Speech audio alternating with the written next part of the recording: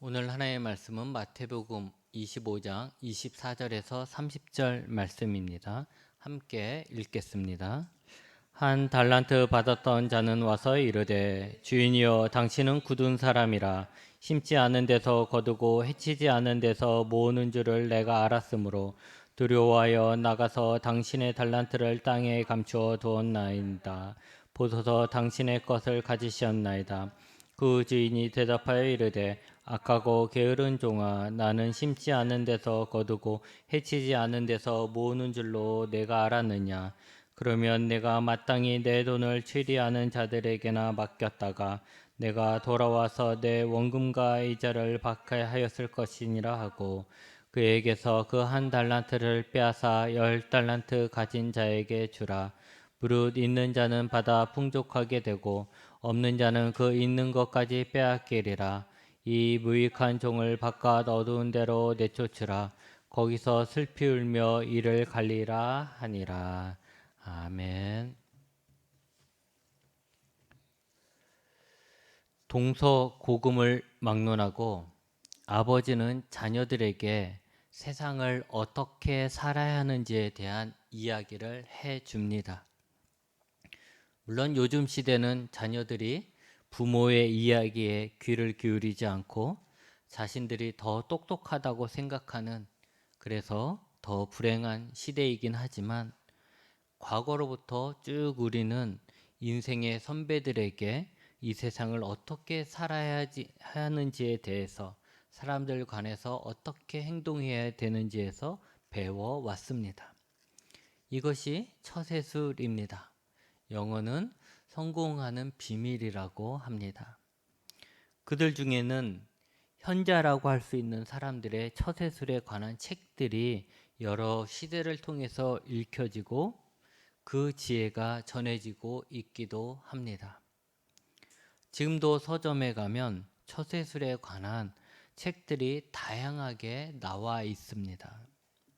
과거 옛날 사람들이 쓴 책들도 있는 것을 보면 결국 사람이라는 것은 다 같은 거구나. 시대가 아무리 변해도 사람이 사람과의 관계라든가 사람들이 살아가는 모습의 큰 그 테두리는 비슷하지 않을까 하는 생각도 하게 됩니다.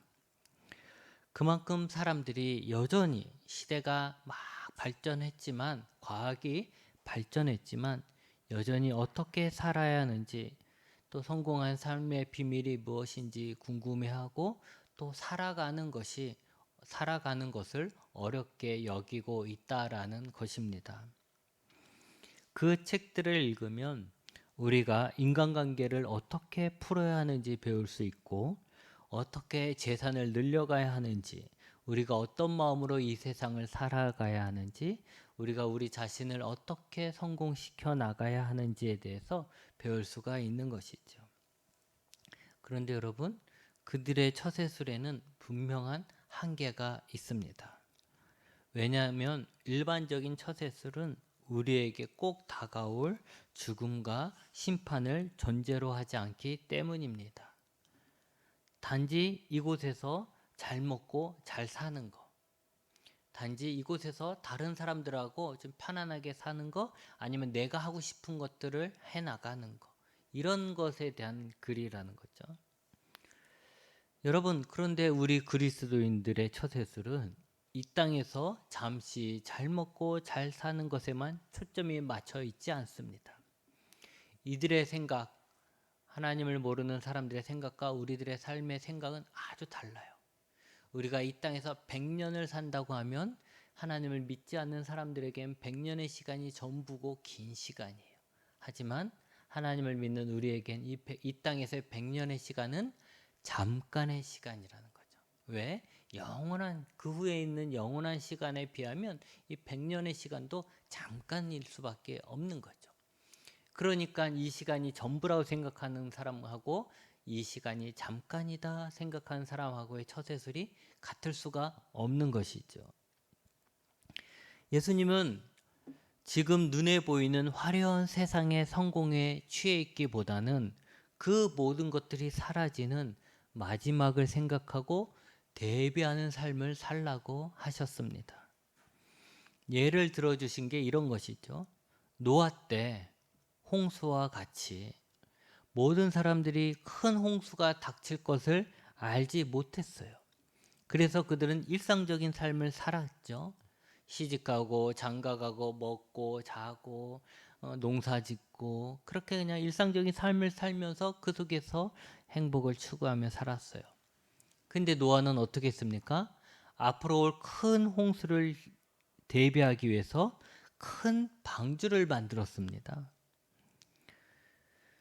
여러분, 큰 홍수가 오지 않는다면 이 큰 방주는 쓸데없는 짓이에요. 아무 필요자기도 없는 것이죠. 그러니 큰 홍수가 오기 전까지는 일상적인 즐거움 속에서 큰 집을 짓고 사는 사람들이 바로 성공한 사람들이고 똑똑한 사람들이겠죠. 그리고 반면에 아직 한 번도 오지 않은 그런 큰 홍수를 위해 아무것도 못하고 큰 방주만 만들고 자기 집은 안 만들고 방주만 만들고 있는 이 노아는 그들이 봤을 때는 뭔가에 미친 사람. 그래서 그 사람의 인생은 아유 실패한 사람. 이렇게 보일 수 있는 것이죠. 그런데 큰 홍수가 왔을 때는 이게 달라집니다. 큰 홍수가 왔을 때는 사람들이 자신들의 성공의 상징으로 자랑하던 그 모든 것, 자녀들, 아니면 넓은 땅, 넓은 건물, 자기들이 이 집에 들이고 있는 어떤 그 가축들, 그것이 일상적인 생활 속에선 자기의 행복이고 자기의 성공의 상징이었는데 그것들이 큰 홍수가 올 때는 아무짝에도 소용이 없는 다 사라지고 마는 것이죠. 그리고 오직 그 큰 홍수를 대비한 노아만이 살아남아 있었고 큰 방주를 만들던 노아의 삶이 결국 성공한 삶이 되는 것입니다.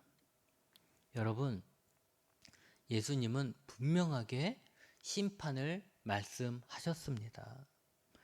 예수님은 이 시간이 천년 만년 계속 가는 것이 아니라 마지막에 대해서 말씀을 하셨다라는 것이죠. 그리고 예수님은 마지막에 온다, 마지막이 있다 해서 끝나는 것이 아니라 예수님은 그러기 때문에 진정으로 성공하는 삶은 어떤 삶이냐에 대해서도 말씀하셨는데 그 삶은 어떤 삶이냐면 마지막에 있는 이 심판 때 칭찬 듣는 사람이 그 사람이 성공한 사람이다. 이렇게 이야기를 하십니다. 그러면서 예수님은 준비하라 이거죠. 그러기에 여러분, 진정한 처세술은 예수님이 다시 오셨을 때 칭찬 들을 수 있는 삶을 사는 법에 대한 이야기라고 할 수 있는 것입니다. 오늘은 그 많은 이야기들 중에 한 달란트 받은 사람의 이야기를 통해서 우리가 어떻게 살아야 하는지에 관한 이야기를 나눌까 합니다. 어떤 큰 부자가 먼 나라에 가야 했습니다. 그가 먼 나라에 가 있는 동안에 그의 하인들이 자신의 재산을 늘려주기를 원했습니다.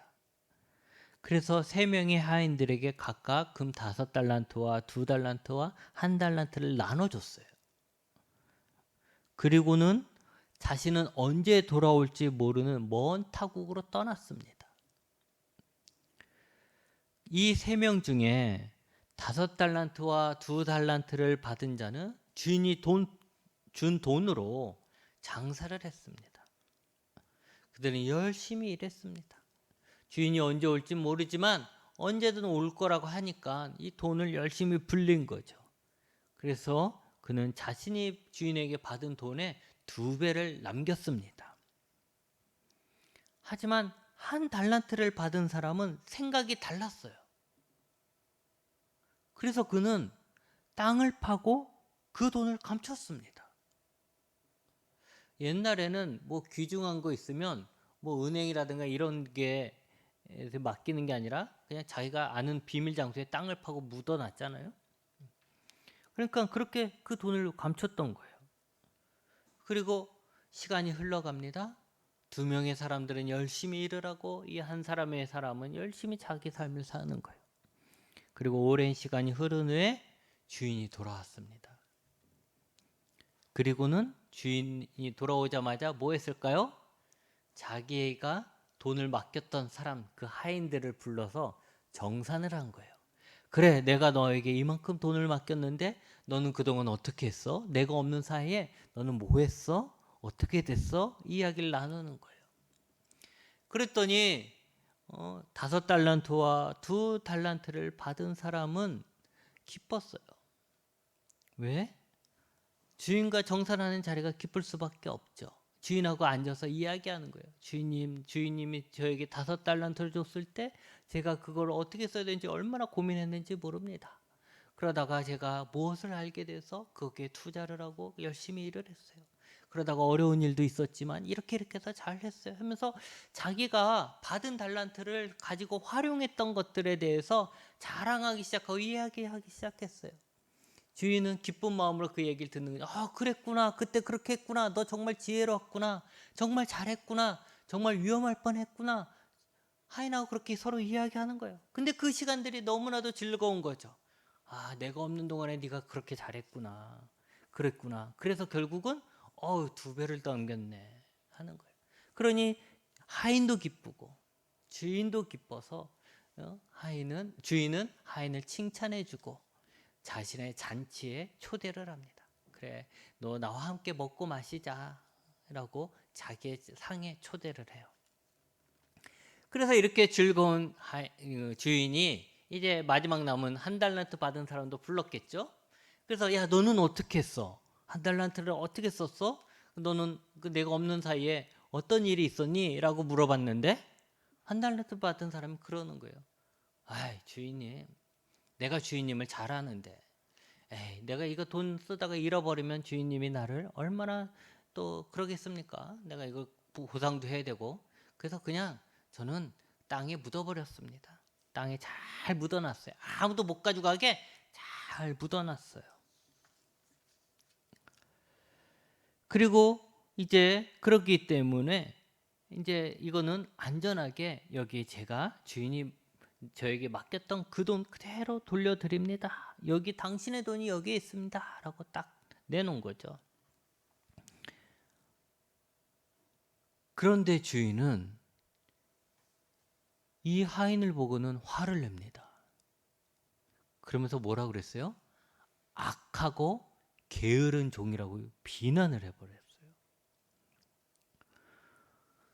이 하인은 생각했겠죠. 주인이 내게 맡긴 돈 내가 잘 보관하지 않았느냐. 나는 그 돈을 도둑질하지도 않았고 잃어버리지도 않았다. 나는 그걸 잘 숨겨놨고 지금 주인이 와서 돌려줬는데 왜 나한테 악하고 게으른 종이라고 했을까 했겠죠. 여러분, 우리는 이 예수님의 비유를 통해서, 비유라는 것은 예수님이 하고자 하시는 말씀을 빗대어서 하신 얘기잖아요. 이 비유를 통해서 우리가 어떻게 살아야 하는지에 대한 예수님의 말씀을 들어야 합니다. 첫째는 우리의 삶은 하나님으로부터 주어진 삶이라는 것입니다. 달란트라고 했죠. 금 5달란트, 2달란트, 1달란트 했는데 이 달란트라는 것은 무게의 단위예요. 우리로 얘기하면 1kg, 2kg 이런 것처럼 무게를 다는 단위이죠, 사실은. 근데 이 말이 많이 지금은 변해서 뭐라 써요? 재능을 이야기할 때 쓰죠. 탤런트 하는 게 이 단어잖아요. 그래서 우리는 이 하나님이 나에게 주신 재능을 잘 사용해야 한다만 말했어요. 그래서 하나님은 내게 어떤 재능을 주셨지? 그걸 내가 잘 사용해야지. 여기에만 초점을 맞췄었죠. 그런데 여러분, 가만 생각해 보면 하나님이 나에게 주신 것이 어떤 재능만 있는 것이 아닙니다. 나의 모든 것, 내가 가지고 있는 재능뿐만이 아니라 나의 생명, 내게 남아있는 시간까지도 하나님이 주신 것이죠. 여러분, 이런 거요. 아, 나는 똑똑해. 이렇게 말하는 사람하고 하나님이 나에게 똑똑한 머리를 주셨어 라고 말하는 사람은 완전히 다른 사람입니다. 여러분이 나는 참 똑똑해 이렇게 말하는 것과 하나님은 나에게 똑똑한 머리를 주셨어 라고 말하는 것은 여러분의 마음이 생각이 완전히 다른 거예요. 나는 돈을 많이 벌었어 이거와 하나님이 나에게 돈을 많이 주셨어는 다른 것이죠. 여러분은 어떻게 생각합니까? 여러분은 나는 똑똑해. 나는 돈을 많이 벌었어. 나는 잘났어. 이렇게 생각을 하십니까? 아니면 하나님이 나에게 똑똑한 머리를 주셨어. 하나님이 나에게 물질의 복을 주셨어. 하나님이 나에게 많은 재능을 주셨어. 이렇게 생각을 하십니까? 여러분, 우리의 모든 것은 하나님에게 받은 것입니다. 나의 재능도, 나의 생명도, 나의 건강도 다 하나님이 나에게 주신 것입니다. 물론 다 똑같이 주시지는 않았어요. 누구는 100년의 생명을 주셨지만 누구에는 50년의 생명을 주시기도 하고, 누구에게는 똑똑한 머리를 주셨지만 누구에게는 우둔한 머리를 주시고, 누구에겐 좋은 운동신경을 주셨지만 누구에겐 좀 몸치가 되는 그런 것을 주시기도 하셨죠. 그 차이가 있죠. 분명히 그 차이가 있지만 그 차이가 있다 할지라도 변하지 않는 것은 우리의 모든 것은 하나님께서 주신 것입니다. 여러분, 여러분의 모든 것이 하나님께로 왔음을 믿으시기 바랍니다. 우리는 건강하게 오래오래 살아야 돼. 막 이렇게만 노력하지만 결국 그 생명도 하나님이 주시는 것입니다. 그렇게 나의 모든 것이 하나님이 주신 것이다. 내 생명도 결국은 하나님의 시간이다 라고 생각을 한다면 우리는 두 번째 질문에 들어가게 됩니다. 그게 뭘까요? 왜 나에게 하나님은 이 똑똑한 머리를 주셨을까? 왜 하나님은 나에게 이 건강한 몸을 주셨을까? 왜 하나님은 나에게 이렇게 물질을 많이 주셨을까? 왜 나에게 하나님은 이렇게 긴 생명을 주셨을까? 라는 질문을 하게 되는 것이죠. 하나님이 주셨으면 왜 주셨을까 묻지 않겠어요? 제가 여러분에게 갑자기 딱 주머니에 돈을 꺼내서 여러분에게 줘요. 그러면 여러분 어떻게 하겠습니까? 어린아이들은 감사합니다 하고 받겠지만 여러분들은 어떻게 하겠어요? 목사님이 왜 나한테 돈을 주지? 이 생각하잖아요. 마찬가지로 내가 하나님께 받은 거라면 내 건강을 하나님께 받은 것이고 내 재능을 하나님께 받은 것이고 내 물질을 하나님께 받은 것이라고 정말 믿는다면 질문이 들어가야죠. 하나님이 나에게 왜 이걸 주셨지? 왜 나에게 이런 걸 주셨을까? 라는 질문을 해야 되는 것이죠. 여러분, 하나님이 나에게 뭔가를 주셨을 때는 그냥 주시지 않겠죠. 작은 것들도 다 뜻이 있는데 하나님이 내게 뭔가를 주셨을 땐 그만한 뜻이 있는 것이에요. 그래서 우리는 그 이유가 무엇일까를 알고 그 이유에 가장 가까이 다가갈 수 있어야 되는 거예요. 그래서 결국 마지막에 하나님께서 우리를 칭찬하거나 책망하실 때 그 기준이 뭐겠어요? 내가 너에게 맡긴 것, 그것을 얼마만큼 내 뜻에 따라서 잘 썼느냐 이거죠.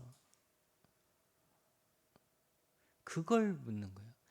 결국은 우리를 심판하는 것도 우리가 칭찬받느냐 또 책망받느냐라는 것도 결국은 하나님의 뜻이라는 거죠. 하나님의 기준, 하나님이 우리에게 원하시는 것, 그것에 우리가 얼마만큼 부합했느냐 하지 못했느냐가 하나님 앞에 칭찬받을 수도 있고 책망받을 수도 있는 거죠.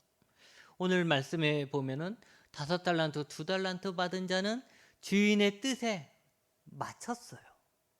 주인이 자기에게 그들에게 물질을 줬을, 큰 돈을 줬을 때는 그 주인이, 그 하인들이 그 돈을 가지고 열심히 장사하고 일을 해서 그가 올 때 더 많이 남겨주길 원했거든요. 근데 정확하게 그렇게 했어요. 그러니까 칭찬받고, 야 나랑 같이 밥 먹자 이렇게 초대를 받는 거예요. 근데 1달란트 받은 사람은 뭐예요? 어긋나 버렸어요. 그냥 1달란트 받은 사람은 주인이 나한테 이걸 맡겼으니까 주인이 올 때까지 요거만 보관했다가 주면 되겠지 이렇게 생각했는데, 주인의 뜻은 그게 아니었던 거죠. 이 1달란트를 가지고 네가 열심히 한번 살아봐. 너도 한번 성공해봐야지. 너도 열심히 뭔가를, 너의 뭔가를 열매를 얻어야지. 그렇게 했던 거예요. 근데 그런 거랑 전혀 상관없이 그냥 자기 마음대로 땅에 묻어버리고 그냥 말았던 거죠. 그러니까 주인의 뜻하고는 전혀 반대의 삶을 살았으니까 이 주인이 화가 나서 악하고 게으른 종이다라고 해서 오히려 쫓아버리는 거죠. 여러분, 우리가 하나님께 받았다면, 하나님이 우리에게 뭔가를 주셨다면, 우리에게 생명을 주셨다면 그 생명이 그냥 사라지길 원하셔서 주신 건 아닐 거예요. 하나님은 하나님이 우리에게 뭔가를 주셨을 때는 그것이 더 많은 열매로 맺혀지길 원하셨다라는 거죠. 오늘 말씀대로 보면 하나님은 우리에게 주신 것들이 하나님에게 더 큰 이득으로 돌아오길 바라셨다라는 것입니다.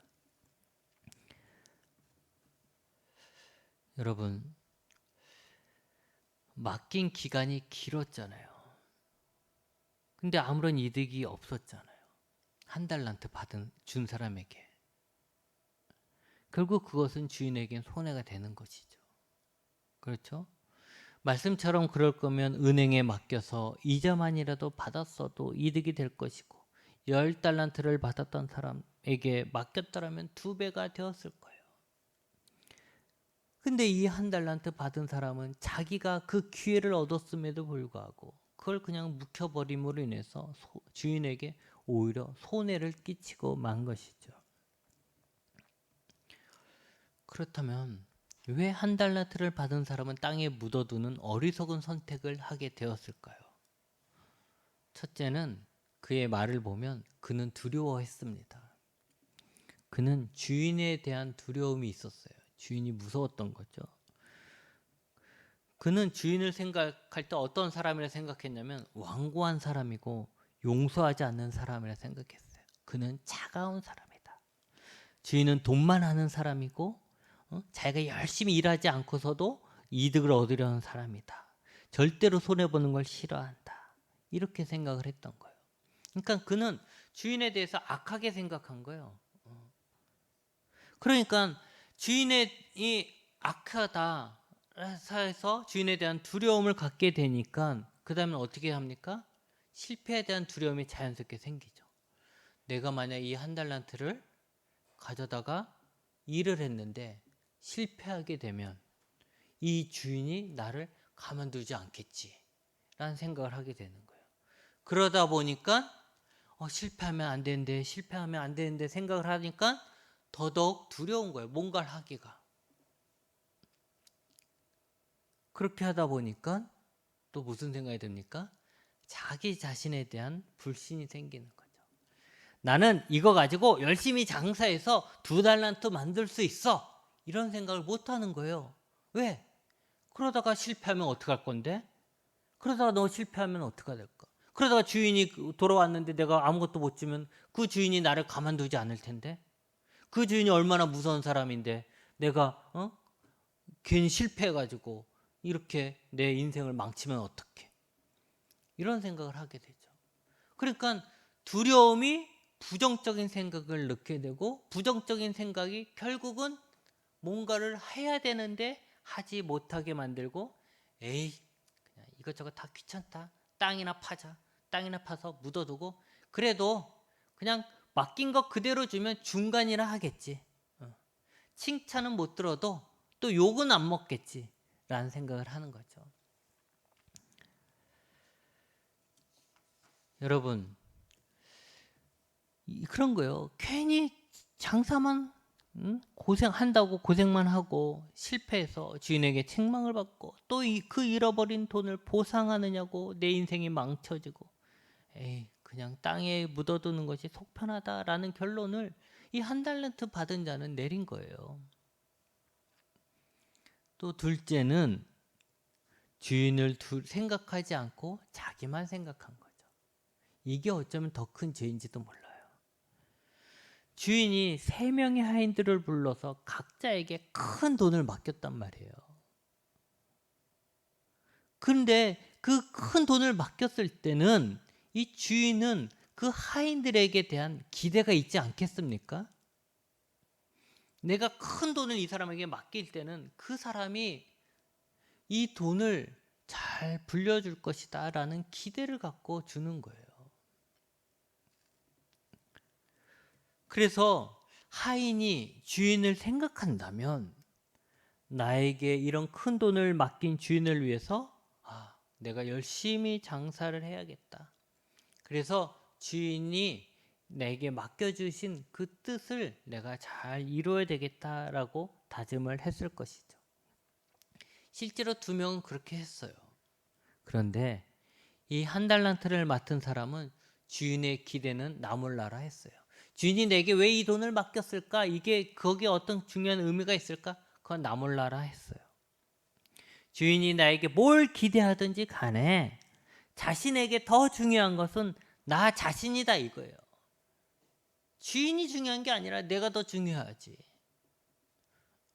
괜히 주인이 뜻에 따라 주인을 기쁘게 하겠다고 뭐가 일을 하다가 망치면 결국 나만 손해하냐?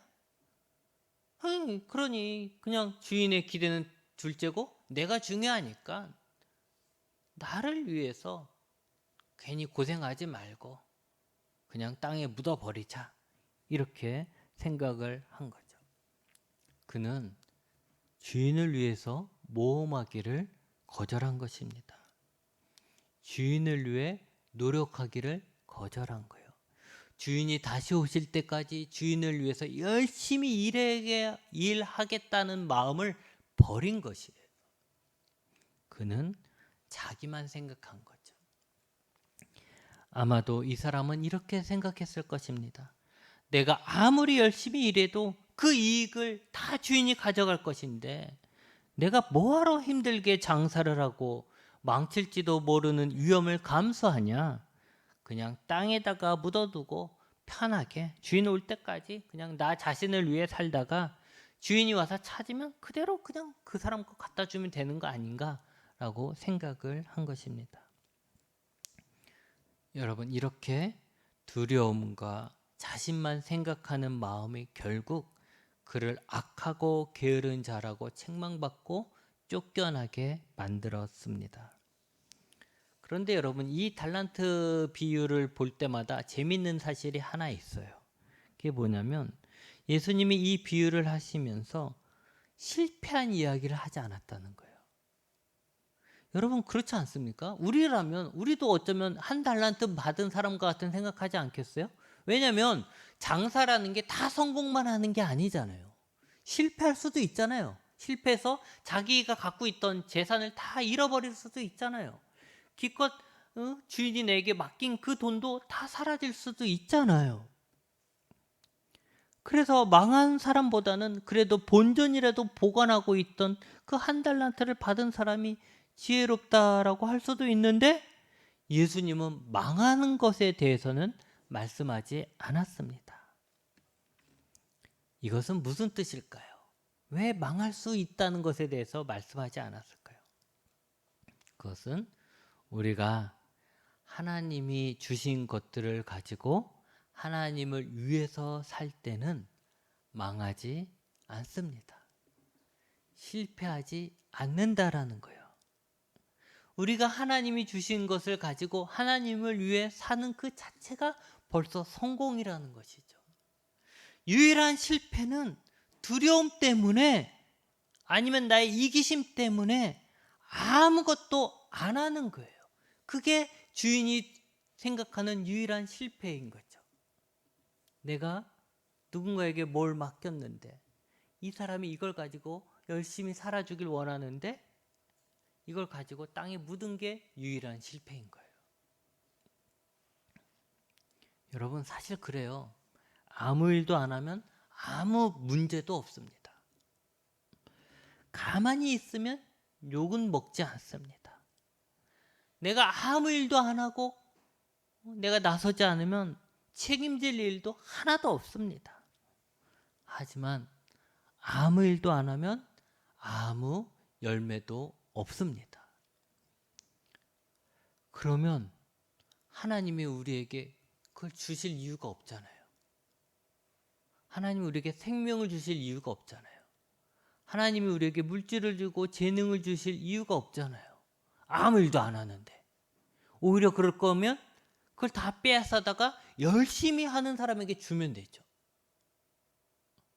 그게 하나님이 더 이득을 얻는 법이죠. 여러분, 실패를 두려워하지 않아야 합니다. 하나님의 일을 할 때는 그 자체가 성공인 거예요.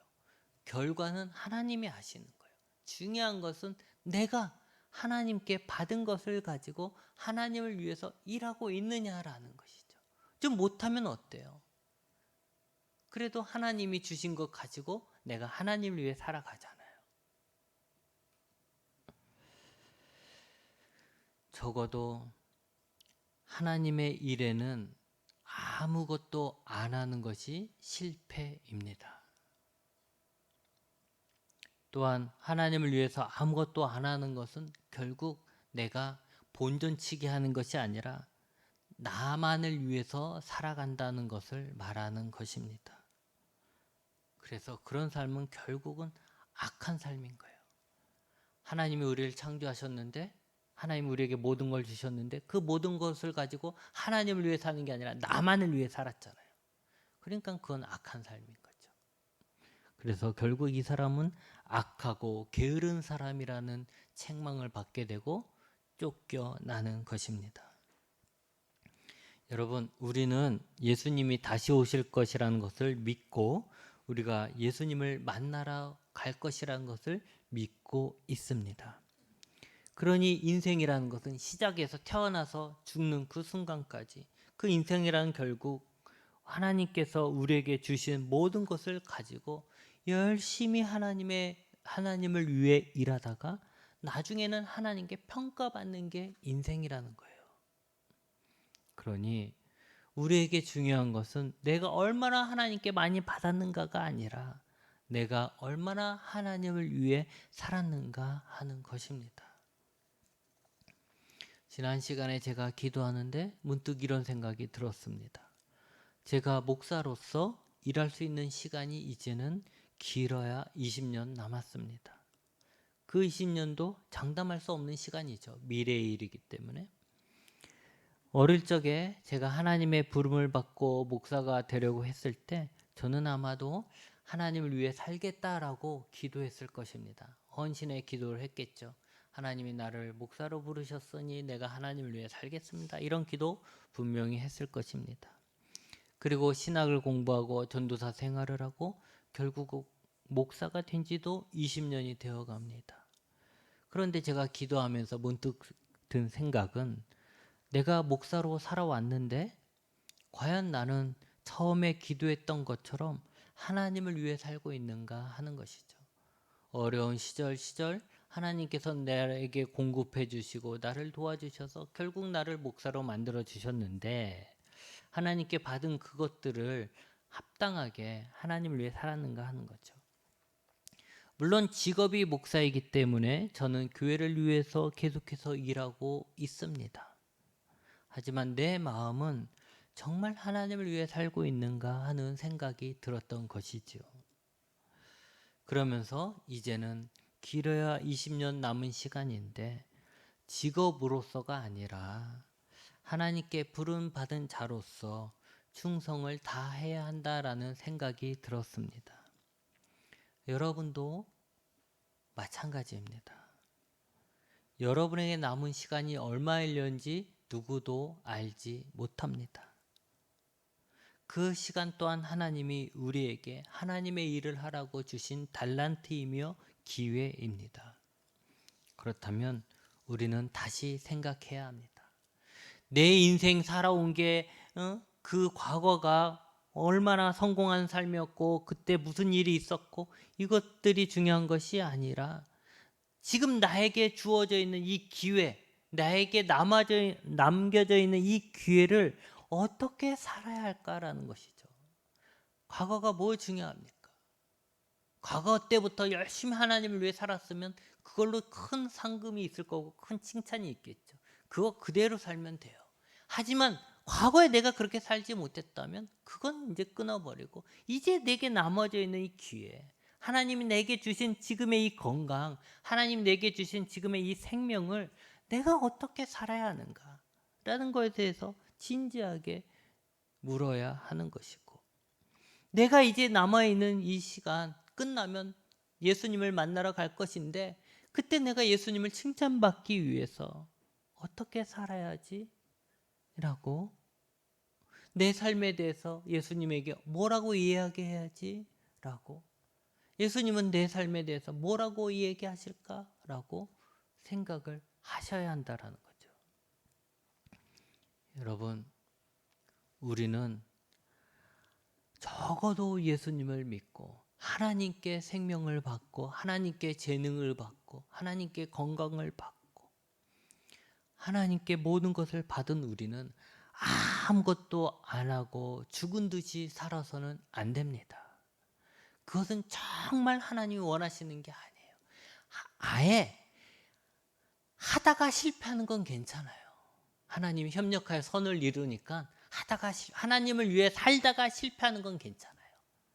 하나님이 정말 화를 내시는 건 뭐냐면 그 모든 걸 줬음에도 불구하고 아무것도 안 하는 것이죠. 여러분, 우리는 실패를 두려워하지 말고 하나님이 우리에게 주신 것들을 가지고 하나님의 나라를 위해 뭔가 하나라도 더 보탬이 되고 남기기 위해서라도 노력하고 도전하고 애쓰며 살아야 합니다.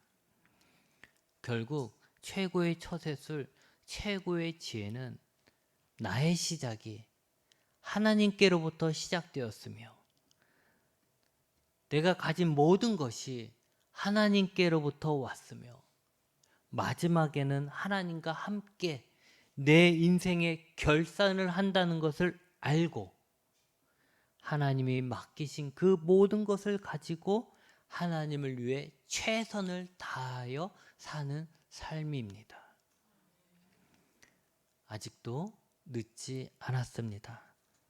끝까지 하나님이 주신 시간 동안 하나님이 주신 것으로 하나님을 위해 사시기 바랍니다.